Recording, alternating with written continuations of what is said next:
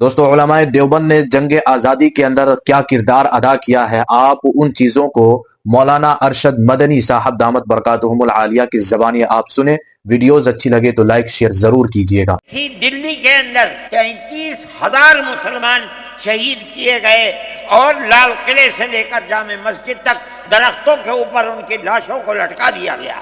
یہ مسلمان کی تاریخ ہے، علماء کی تاریخ ہے۔ میں کہتا ہوں، لاکھوں آدمی کے سامنے کہتا ہوں، کوئی مائی کا لال ہے جس نے اس ملک کی اس طرح خدمت کی ہو جس طرح مسلمان علماء نے خدمت کی ہے۔ سب سے پہلا جہاد سن 1932 کے اندر ہوا، ہندوستانی لوگ تو جانتے بھی نہیں، اور اس کے اندر لوگ مر گئے، ختم ہو گئے۔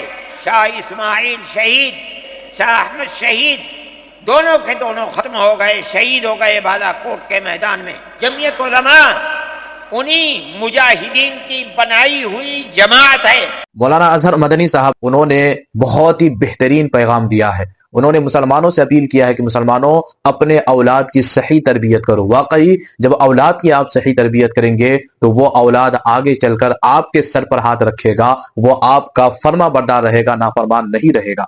اے لوگوں، اپنی اولاد کی تربیت کرو۔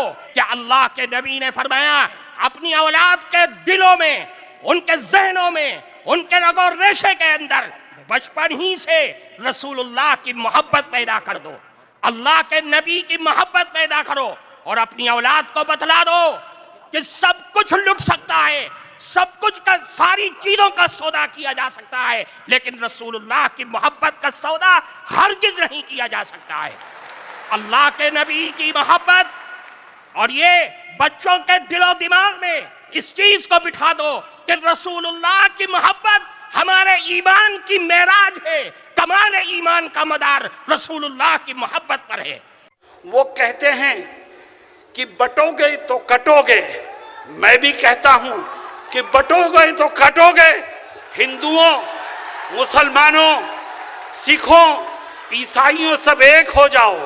جب اس ملک میں رہنے والے سب ایک ہو جائیں گے تو فرقہ پرستوں کا منہ کالا ہوگا اور یہ ملک امن و امان کا گہوارہ بنے گا۔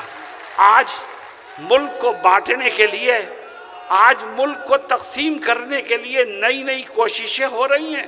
یاد رکھو، جب تک اس ملک کا سیکولر آئین باقی رہے گا اس وقت تک یہ ملک متحد رہے گا، اور جب ملک کا سیکولر آئین ختم ہو جائے گا تو یہ ملک بھی ٹکڑوں میں تقسیم ہو جائے گا۔ اور آؤ ہم طے کریں، اپنے بزرگوں کے بنائے ہوئے سیکولر آئین کو تبدیل کرنے کی کسی کوشش کو کامیاب نہیں ہونے دیں گے۔